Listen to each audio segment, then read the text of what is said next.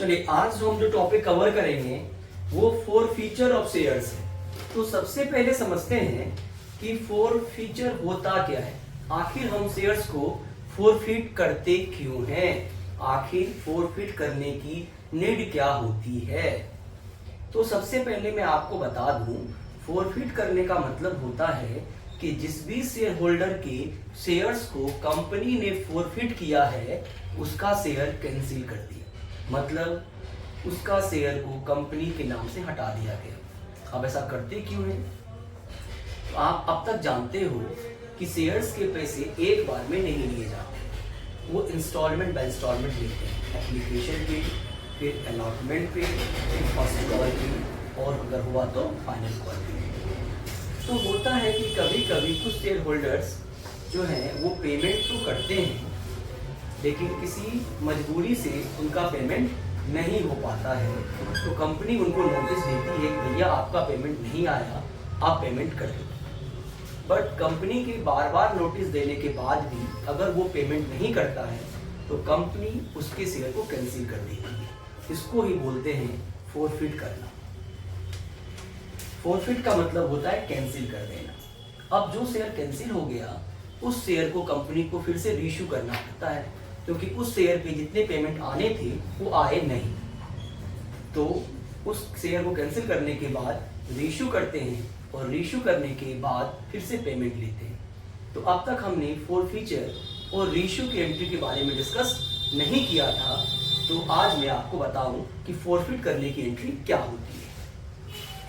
तो सबसे पहला सवाल है हमारा, entry regarding forfeiture of share. Forfeiture of shares, तो इसकी एंट्री होगी equity share capital account debit, equity share capital account debit to. अब ध्यान से सुनिए, जब कभी भी हम शेयर को फोरफिट करेंगे तो फोरफिट करने के टाइम पर इक्विटी शेयर कैपिटल को डेबिट करेंगे, और जो शेयर होल्डर जिन कॉल्स पे पैसे नहीं दिए होंगे, जैसे कि सपोज करो कि राम है, उसने अलॉटमेंट का पैसा नहीं दिया, फर्स्ट कॉल का पैसा नहीं दिया, और उसके बाद उसके शेयर को फोरफिट कर लिया गया, तो यहां पर लिखेंगे equity share allotment account debit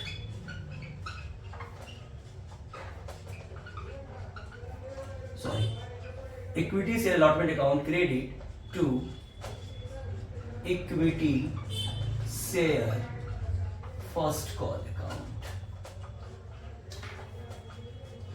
to equity share forfeiture. अब क्या है कि बहुत से बच्चे यहां पे कंफ्यूज हो सकते हैं कि सर अगर उसने अलॉटमेंट का पैसा दे दिया, तो अगर उसने अलॉटमेंट का पैसा दे दिया तब अलॉटमेंट क्रेडिट नहीं होगा, मतलब क्रेडिट वहां पर वो कॉल होंगे जिन पर पेमेंट नहीं आएगा। इसलिए जब मैं क्वेश्चंस करवाऊंगा तब मैं आपको बताऊंगा कि आखिर कौन कौन सी कॉल्स को क्रेडिट करना है। तो अभी आप एंट्री में क्या लिखोगे, आप अभी एंट्री में लिखोगे टू कॉल्स इन एरियर। क्या लिखेंगे? टू कॉल्स इन एरियर, मतलब जो जो कॉल पे पेमेंट नहीं आएगा आप इनके जगह पे उनका नाम लिख सकते हो। And to equity share forfeiture. और फोरफीचर का मतलब है उसने कुछ कॉल के तो पैसे दिए होंगे, तो उसने जितने पैसे दिए होंगे कंपनी उन पैसे को अपने पास रख लेती है, वही अमाउंट यहां पे लिखते हैं। तो इक्विटी शेयर को फोरफिट करने की एंट्री ये होगी, equity share capital account debit to calls in arrear to equity share forfeiture account. और जब रीइश्यू होगा, entry regarding reissue of shares, तब क्या करेंगे? तब हम बैंक को डेबिट करेंगे टू इक्विटी शेयर।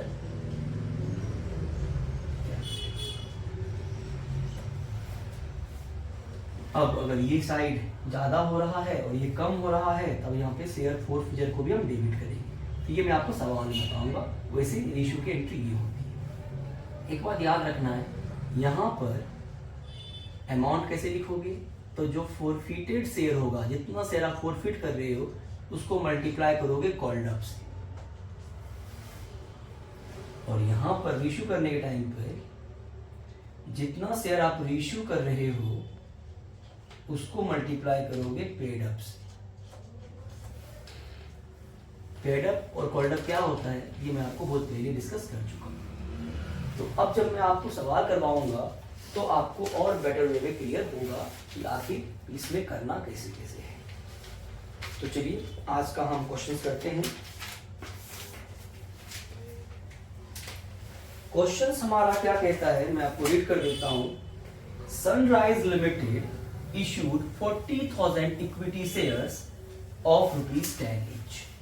जो सनराइज लिमिटेड है उसने क्या किया है, 40,000 इक्विटी शेयर्स को इश्यू किया है और एक इक्विटी शेयर ₹10 का है।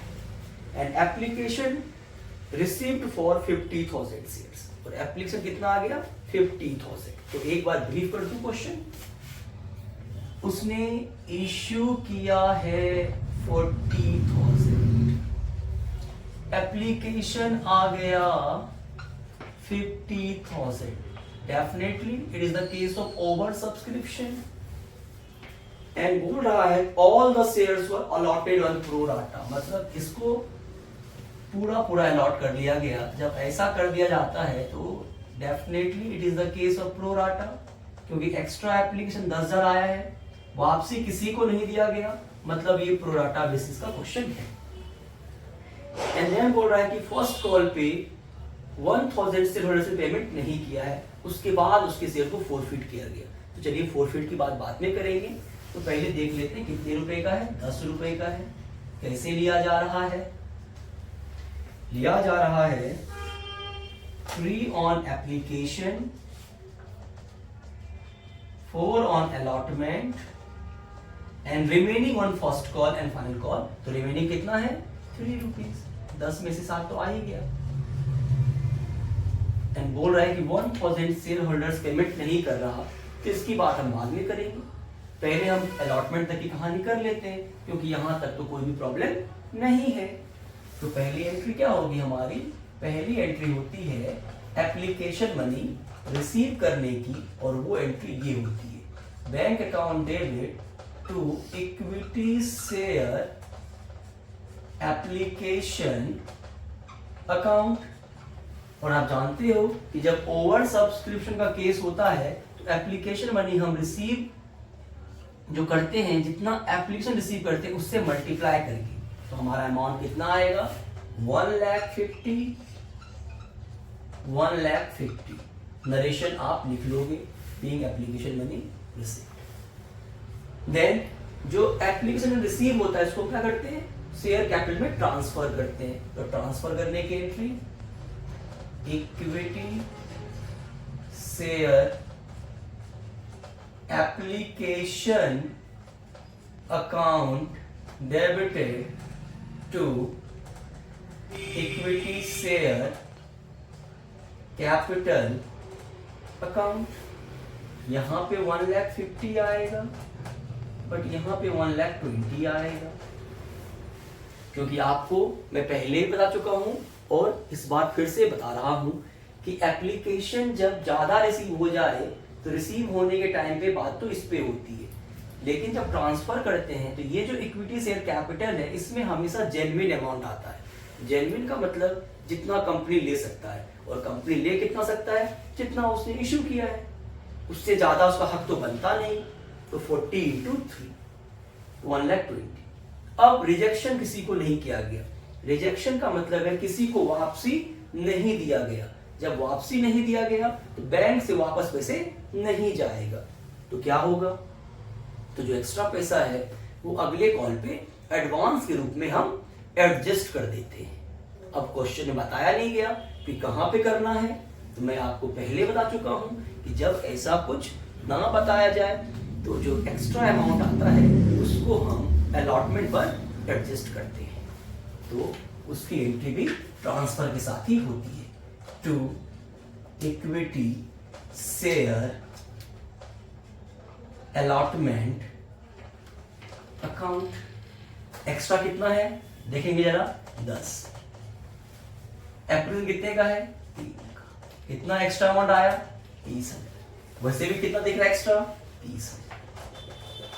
तो आखिर कितना पैसा एडजस्ट हो रहा है, आप ऐसे भी समझ सकते हो कि एक्स्ट्रा कितना अप्रैल आया है उसको मल्टीप्लाई करके या डिफरेंस भी निकाल सकते हो अगर वहां से पूछिएगा। Be application money transferred and extra amount adjusted towards allotment. अब हम क्या करेंगे, अब हम अलॉटमेंट को ड्यू करेंगे। अलॉटमेंट को ड्यू करने की entry equity share allotment account debit to equity share capital account. अब जो सारी स्टोरी होगी वो 40 पे होगी। जब ज्यादा एप्लीकेशन आता है तो बस एप्लीकेशन के अमाउंट को लेते वक्त इससे, लेकिन अब कंपनी को मालूम है कि कंपनी ने अलॉट कितना किया है और कर भी कितना सकता है, 40।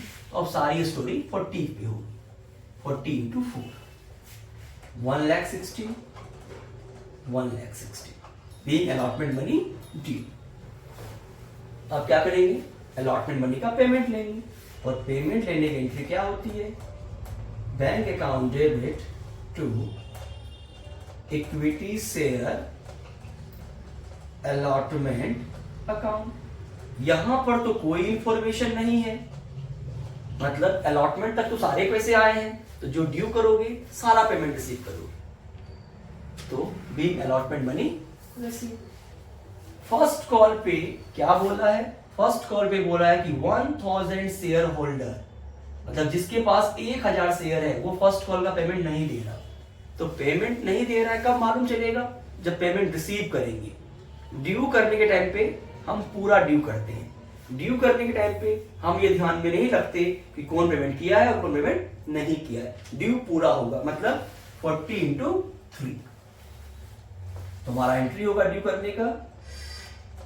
Equity share first and final call account debited to equity share capital account 1,20,000, 1,20,000 being first and final call money due. अब पेमेंट नहीं आया, कितना पेमेंट नहीं आया, 1000 शेयर्स पे कितना रुपए, 3 रुपए।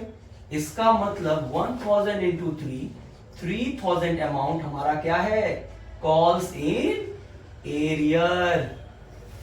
तो जब पेमेंट लेंगे तब एंट्री क्या करेंगे, तब एंट्री करेंगे bank account debited calls in arrear account debited to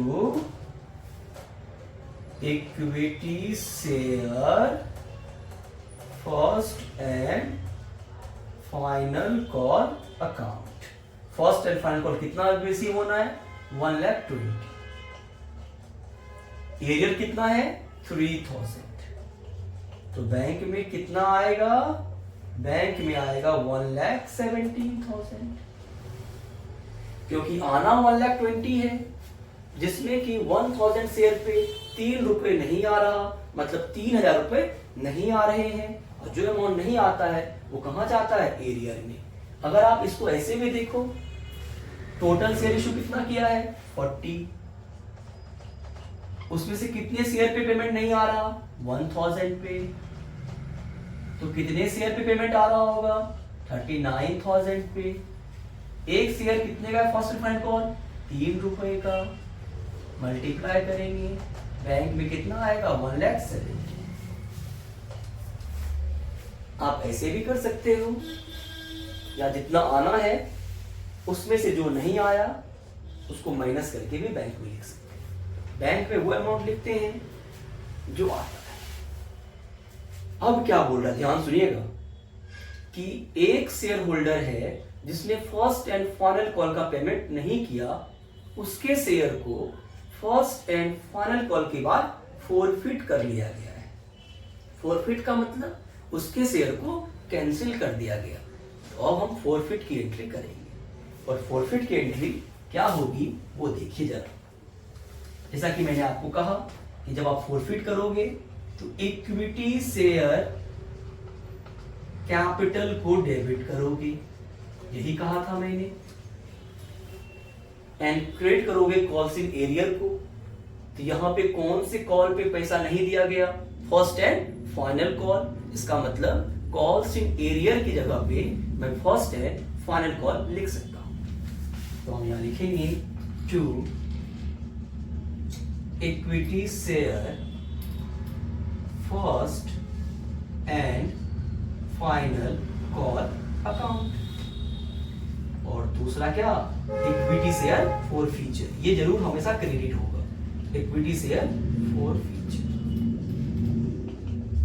अब ध्यान सुनिए, यहां पे मैंने क्या बताया था, यहां पे मैंने बताया था कि इक्विटी शेयर कैपिटल में जितना शेयर फोरफिट किया, शेयर कितना फोरफिट किया, भाई साहब को कहां तक बुलाया, भाई साहब को एप्लीकेशन भी बुलाया, अलॉटमेंट भी बुलाया, फर्स्ट एंड फाइनल कॉल भी बुलाया, मतलब टोटल 10 रुपए बुला लिए। मतलब इसका कॉल्ड अमाउंट कितना है, 10 मल्टीप्लाई करके यहाँ पे 10,000 डेबिट साइड में। Equity share first and final call मतलब कौन सी arrear, equity share first and final call पे कितना पैसा एरियर रहा है, 3,000। फॉर फ्यूचर में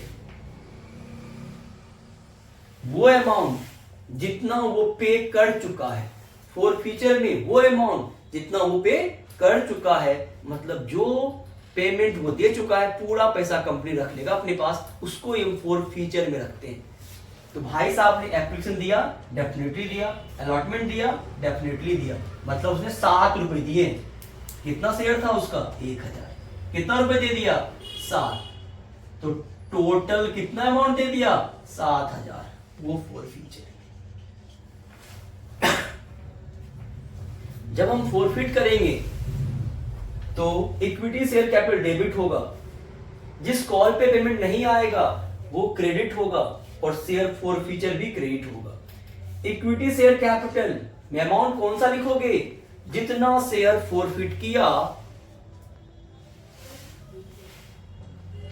और जहां तक उसको बुलाया। तो इस क्वेश्चन में कहां तक बुलाया, सारे कॉल बुलाए, एप्लीकेशन भी बुलाया, अलॉटमेंट भी बुलाया उस भाई साहब को, और उसका फर्स्ट एंड फाइनल कॉल बुलाया, पूरे 10 रुपए बुला लिए, इसलिए 10 से multiply. Equity share first and final call वो दिया नहीं, तो जितना अमाउंट नहीं दिया उसने वो, और इक्विटी शेयर फॉर फ्यूचर में जो वो दे चुका है, कितना दे चुका है, 1000 शेयर है उसका, और ये दे दिया, मतलब 7 रुपए दे दिया, मतलब फॉर फ्यूचर हो गया 7, मतलब 7,000। जब फोरफिट हो जाए तब बोला है कि जो फोरफिटेड शेयर है उसको 9 पर शेयर में रीइश्यू कर दिया गया, 9 पर शेयर। तो रीइश्यू की एंट्री क्या होगी देखिएगा, bank account debit to equity share capital account, यही बोला, क्या बोला था, जितना रीइश्यू करोगे, और पेड अप कितना है, मतलब पूरा शेयर कितने का है, 10 का, तो यहां आएगा 10,000। शेयर कितना इश्यू किया, 1000, कितने में किया, 9 पर शेयर, तो बैंक में कितना आएगा, 9,000। डेबिट साइड कम है, इसका मतलब हमें डेबिट साइड में शेयर फॉर फ्यूचर करके एंट्री खोलना पड़ेगा।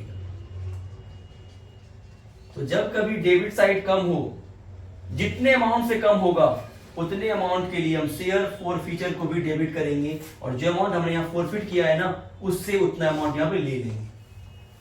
तो फोरफिट हमने किया 7,000 रुपए, लेकिन हमें जरूरत है वहां से सिर्फ 1,000 की, क्योंकि हमारे पास बैंक में 1,000 कम आ रहा है।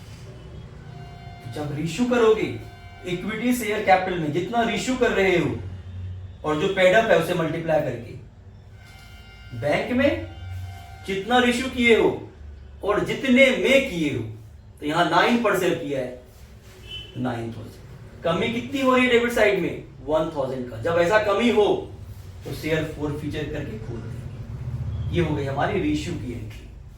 Bank account debit, share forfeiture account debit to equity share capital.